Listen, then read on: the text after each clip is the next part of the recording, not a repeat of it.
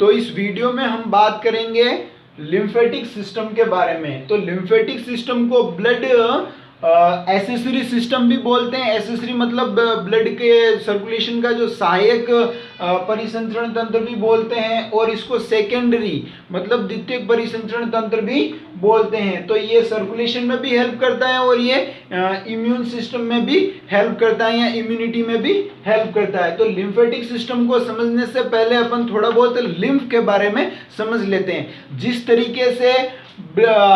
तरीके से circulatory system में जो फ्लूइड होता है वो जो सर्कुलेट करता है उसको अपन ब्लड बोलते हैं, उसी तरीके से लिम्फेटिक सिस्टम में जो ब्लड का जो फ्लूइड होता है उसको अपन क्या बोलते हैं, उसको अपन लिम्फ बोलते हैं। तो यहाँ पर थोड़ा बहुत आपको समझ में आ गया होगा कि एक्चुअल में लिम्फ होता क्या है, कि लिम्फेटिक सिस्टम में जो फ्लूइड होता है उसको अपन क्या बोलते हैं, लिम्फ बोलते हैं। अब इस लिम्फ के बारे में अपन थोड़ा और डिटेल से समझते हैं। तो लिम्फ होता है वो क्या होता है, रंगहीन होता है। दिखने में कैसा होता है, रंगहीन होता है। और इसके अंदर अगर ब्लड होता है उसमें से अपन आरबीसी और प्लेटलेट्स बिंबाणु को अगर निकाल दें तो उस वाले पार्ट को क्या बोलते हैं अपन, उस वाले पार्ट को अपन लिम्फ बोलते हैं। और डेफिनेशन क्या हो सकती है, प्लाज्मा प्लस जो डब्ल्यूबीसी होती है जिसमें मुख्यतः लिम्फोसाइट्स आती हैं, उनको भी अपन क्या बोल सकते हैं, उनको भी अपन लिम्फ बोल सकते हैं। अब इस लिम्फ का फंक्शन क्या होता है, ट्रांसपोर्ट करता है, ये न्यूट्रिएंट्स का ट्रांसपोर्ट करता है और हॉर्मोन्स का ट्रांसपोर्ट करता है और ऑक्सीजन और बहुत सारी चीजों का ये ट्रांसपोर्ट करता है। अब यहाँ देखें तो लिम्फ के दो भाग होते हैं, एक तो लिम्फ प्लाज्मा और एक होता है लिम्फ कार्पसल्स। तो लिम्फ कार्पसल्स में तो मुख्यतः कौन आता है, लिम्फोसाइट्स आती हैं। और यहाँ देखें तो लिम्फ प्लाज्मा में जो प्रोटीन होता है, लिम्फ प्लाज्मा में लिम्फ के दो पार्ट होते हैं, कार्पसल्स और प्लाज्मा। तो जो प्लाज्मा होता है उसमें मुख्यतः ग्लोबुलिन प्रोटीन पाई जाती है, और जो कार्पसल्स होती है उसमें मुख्यतः क्या पाई जाती हैं, लिम्फोसाइट्स पाई जाती है। तो लिम्फ आपको थोड़ा बहुत समझ में आ गया होगा। अब मैं थोड़ा इस लिम्फ को और समझाने की कोशिश करता हूं। तो यहाँ पर मैंने जो ये डायग्राम बनाया है इसको समझने की कोशिश करते हैं। तो यहाँ पर मैं आपको बता दूं तो थोड़ा समझने की कोशिश करना कि यहाँ मैंने ये आर्टरीज बनाई है और आर्टरीज आगे डिवाइड होके आर्टीरियोल्स और आर्टीरियोल्स आगे डिवाइड होके कैपिलरीज बनाई है। ये मैंने जो कैपिलरीज बनाई है तो यहाँ पर आर्टीरियल एंड ऑफ कैपिलरीज हैं ये, और यहाँ जो हैं ये Venus end of the capillaries हैं। अब यहाँ देखें तो इस तरीके से यहाँ ये जो कैपिलरीज हैं, ब्लड कैपिलरीज, वो क्या करती है, टिश्यू और जो सेल्स के बीच में पाई जाती हैं, और वहां पर ये न्यूट्रिएंट्स, हार्मोन और गैसेस, ग्लूकोज का एक्सचेंज करती रहती है। तो यहाँ पर इन कैपिलरीज का यही काम होता है। तो यहाँ पर मैं आपको एक चीज समझा दूं कि लगभग इस एक दिन में पूरे सर्कुलेशन से क्या होता है कि 20 लीटर जो फ्लूइड होता है वो क्या करता है, इन कैपिलरीज के माध्यम से कहाँ आ जाता है, जो यहाँ इंटरस्टिशियल स्पेस या जो ये टिश्यू स्पेस हैं वहां पर आ जाता है। तो उस भाग को अपन टिश्यू फ्लूइड बोलते हैं, ऊतक द्रव बोलते हैं। अब ये ऊतक द्रव होता है वो क्या करता है, इस ऊतक द्रव में क्या क्या चीज हो सकती है, तो इस ऊतक द्रव में बहुत सारी चीजें हो सकती है। इस ऊतक द्रव में डैमेज सेल हो सकती हैं, यहाँ पर जो भी सेल्स होगी वो डैमेज हुई है वो यहाँ पर हो सकती हैं। और देखें तो यहाँ पर ग्लूकोज हो सकता है, बहुत सारे न्यूट्रिएंट हो सकते हैं, स्मॉल प्रोटीन हो सकते हैं, और यहाँ देखें तो वायरसेस हो सकते हैं। अगर ये सेल इन्फेक्टेड है, अगर वायरस से डेड सेल हो सकती हैं। तो इस तरीके से यहाँ ये टिश्यू फ्लूइड में पाए जाते हैं। अब 20 लीटर लगभग यहाँ आता है, और जो 17 लीटर लगभग वापस इन वेन्स या जो वेन होती है, वेन उनमें वापस चला जाता है 17 लीटर, और 3 लीटर जो यहाँ पर बाकी रह जाता है। अब ये वापस 17 लीटर इन वेन्स के थ्रू गया, क्यों गया, वेन के थ्रू क्या जाएगा, यहाँ पर जो भी यहाँ पर पहले क्या करेगी, आर्टरीज आई, जो भी न्यूट्रिएंट्स हो गए वो सेल को देंगे, और सेल ने जो भी वेस्टेज किए हैं वो वापस इन वेन के द्वारा वापस सर्कुलेशन में चला जाता है, ऑक्सीजनेटेड होने के लिए ब्लड चला जाता है।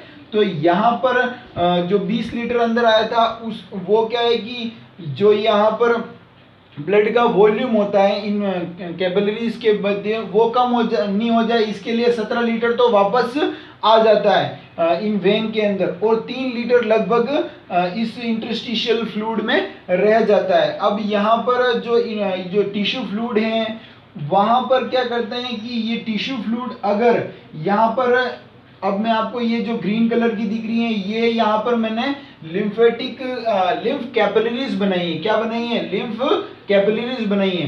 जब ये टिश्यू फ्लूइड इन कैपिलरीज में एंटर कर जाता है, लिम्फ कैपिलरीज में, देखो लिम्फ कैपिलरीज होती है वो क्या करती है कि ये जो पूरी बॉडी में जो ब्लड वेसल्स होती हैं या ब्लड कैपिलरीज होती हैं उनके बीच में होती हैं। तो यहाँ पर जो भी टिश्यू फ्लूइड होता है वो यहाँ लिम्फ कैपिलरीज में एंटर कर जाता है तो उसको अपन लिम्फ बोलते हैं। तो आपको इस लिम्फ को समझ में आ गया होगा कि लिम्फ कब बोलते हैं। तो लिम्फ हो गया। अब यहाँ पर आरबीसी और जो बड़े प्रोटीन के अणु होंगे वो तो अंदर ही रह जाते हैं, और यहाँ पर बाकी जो डब्ल्यूबीसी होती हैं और जो प्लेटलेट्स होती हैं वो अंदर ही रह जाती हैं। डब्ल्यूबीसी और प्लाज्मा अंदर चला जाता है। ठीक है, अब इतनी सी बात आपको समझ में आ गई होगी।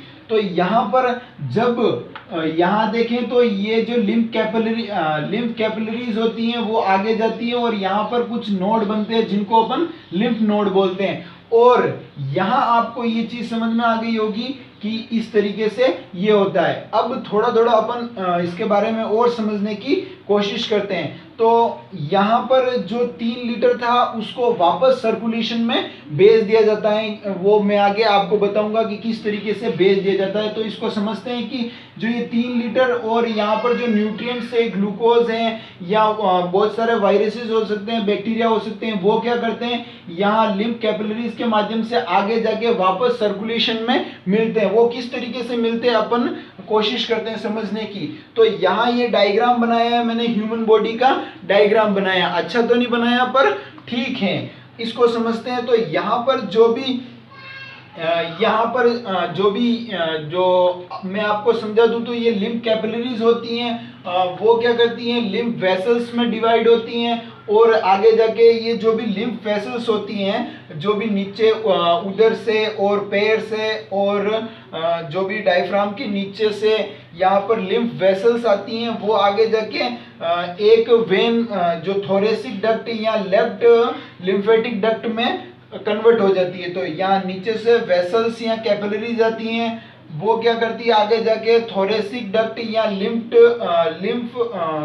लिम्फेटिक डक्ट में कन्वर्ट हो जाती हैं। और ये जो थोरेसिक डक्ट होती है वो सबसे लंबी जो लिम्फेटिक डक्ट होती है, ये आगे जाके लेफ्ट सबक्लेवियन वेन में मिल जाती हैं। यहाँ पर ये लेफ्ट सबक्लेवियन वेन में मिल जाती हैं, और वो आगे जाके क्या करती हैं, वो आगे जाके वापस जो भी 3 लीटर जो ब्लड वहां पर था वो वापस सर्कुलेशन में आ जाता है। तो इस तरीके से ये फंक्शन करता है। इसी तरीके से यहाँ पर देखें तो जो भी यहाँ पर अपने जो बाएं राइट हैंड साइड में जो भी पार्ट होते हैं बाएं हाथ से, और यहाँ से जो भी राइट लिम्फेटिक डक्ट होती है वहाँ से जो भी वेसल्स आती है वो राइट लिम्फेटिक डक्ट में कन्वर्ट हो जाती हैं, और ये जो राइट लिम्फेटिक डक्ट हैं वो राइट सबक्लेवियन वेन में खुल जाती हैं, और राइट सबक्लेवियन वेन और जो लेफ्ट सबक्लेवियन वेन होती है वो आगे जाके सुपीरियर वीना केवा में कन्वर्ट हो जाती है। और इस तरीके से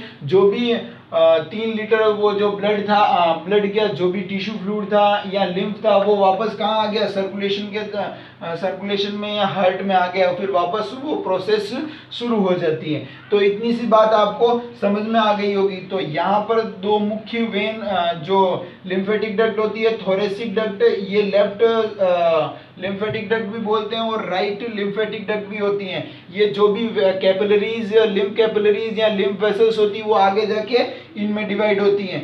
अब यहाँ पर एक चीज समझ लेनी चाहिए, थोरेसिक डक्ट होती है वो नीचे अगर यहाँ डायफ्राम के नीचे पर जाएंगे तो यहाँ पर एक थैलेनुमा संरचना होती है जहाँ से इसकी शुरुआत होती है, किसकी, थोरेसिक लिम्फेटिक डक्ट होती है उसकी शुरुआत होती है। तो उस भाग को अपन सिस्टर्ना काइली या सेकंड हार्ट भी बोलते हैं। सिस्टर्ना काइली या सेकंड हार्ट भी बोलते हैं, जहां से थोरेसिक डक्ट की शुरुआत होती है, तो डायफ्राम के जस्ट नीचे होती हैं। तो यहाँ इतनी बात आपको समझ में आ गई होगी। अब अपन थोड़ा सा लिम्फ कैपिलरीज को और समझते हैं। तो इनकी जो वॉल होती है वो क्या होती है, थिन होती हैं। इनकी जो वॉल होती है वो क्या होती है, थिन, पतली होती हैं।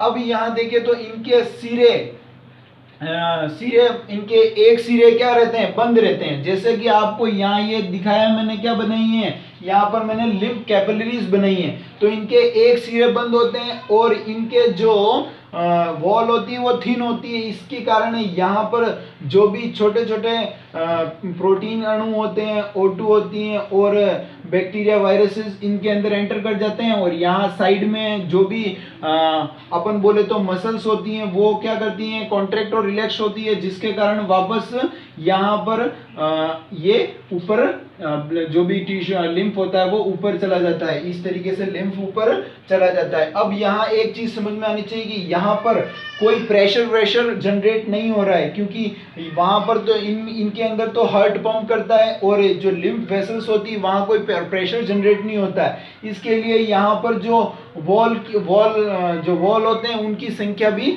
ज्यादा होती है। यहाँ पर जो वॉल होते हैं उनकी संख्या भी ज्यादा होती है। इतनी सी आपको बात समझ में आ गई होगी। और इनके आस पड़ोस में और भी जो वेन्स या आर्टरीज होती हैं उनमें पल्पिटेशन होता रहता है, वो संकुचित होती रहती हैं। उसके कारण भी थोड़ा यहाँ पर क्या होता है, कॉन्ट्रैक्शन होता रहता है और ये बिना धीरे धीरे ये ऊपर फ्लो करता रहता है। और यहाँ पर साइड में क्या होती हैं, मसल्स होती हैं, वो क्या करती है, कॉन्ट्रैक्ट करती है, रिलैक्स करती है, जिससे ये धीरे धीरे ऊपर चला जाता है। तो यहाँ इसका बैक फ्लो नहीं होता है, तो वापस इधर तो जाएगा ही नहीं। अब यहाँ देखें तो इनके एक सिरे बंद होते हैं, ये बात आपको समझ में आ गई है। अब यहाँ देखें तो ये स्किन, ब्रेन तथा मेरुरज्जु, बोन, उपास्थि व प्लीहा में ये नहीं पाई जाती है। लिम्फ कैपिलरीज स्किन, ब्रेन, मेरुरज्जु, बोन व उपास्थि जो कार्टिलेज होती है और जो स्प्लीन होती है वहां पर नहीं पाई जाती है। अब यहाँ थोड़ा एक और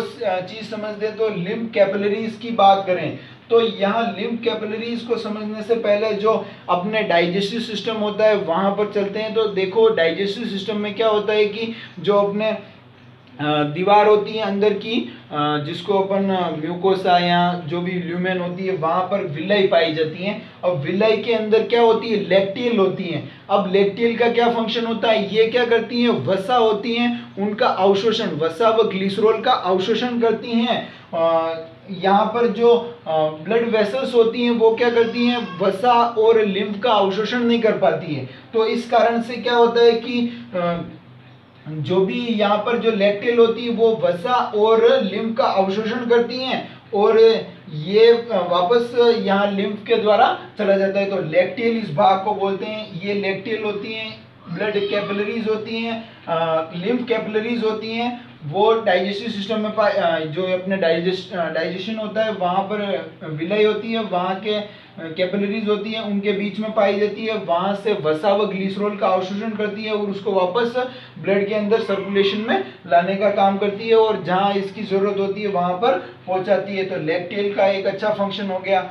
अब यहाँ देखें तो क्योंकि पचित भोजन में क्या होगा, वसा भी होगा और बहुत सारी और भी चीजें होंगी, उनका अवशोषण करने का काम करती है। तो लिम्फ वेसल्स अब देखें तो इनके सिरे बंद होते हैं। इनमें वॉल की संख्या शिरास की तुलना में क्या होती है, ज्यादा होती है लिम्फ वेसल्स में। अब कैपिलरीज वेसल्स बनाती हैं, आगे वेसल्स क्या बनाती है, डक्ट बनाती है, जो अपने पहले देख लिया। अब ये पूरी आपको बात समझ में आ गई होगी। अब थोड़ा अपन देखें तो लिम्फ नोड्स के बारे में। तो लिम्फ नोड्स के बारे में देखें तो लिम्फ नोड्स में मुख्यतः जो लिम्फ नोड्स होते हैं वो टॉन्सिल, अपेंडिक्स व पैर पैचेस में पाए जाते हैं। तो ये पैर पैचेस स्मॉल इंटेस्टाइन में होते हैं। अब इसका फंक्शन क्या होता है, लिम्फ नोड का लिम्फ को छानने का कार्य करते हैं। जो यहाँ से लिम्फ आया है, ये जो कैपिलरीज है, लिम्फ कैपिलरीज के द्वारा यहाँ पर जो लिम्फ नोड है वो क्या करते हैं कि लिम्फ को छानने का काम करते हैं। और जो भी जर्म्स या ये अगर सेल इन्फेक्टेड है किसी भी वायरस या बैक्टीरिया से, जो भी जर्म्स आए उनको खत्म करने का ये काम करते हैं। और यहाँ देखें तो इसमें ज्यादा मात्रा में क्या पाई जाती हैं, लिम्फोसाइट्स पाई जाती हैं। तो इस तरीके से अपने सेकेंडरी इसको क्या बोलते हैं, इम्यून सिस्टम का सेकेंडरी लिम्फ नोड्स भी होते हैं। तो ये इस तरीके से लिम्फ नोड्स हेल्प करते हैं अपने इम्यून सिस्टम में। अब यहाँ देखें तो एक पार्ट बच जाता है, उसके बारे में कभी और वीडियो बनाएंगे जिसको अपन स्प्लीन बोलते हैं। Thank you very much, please subscribe this channel.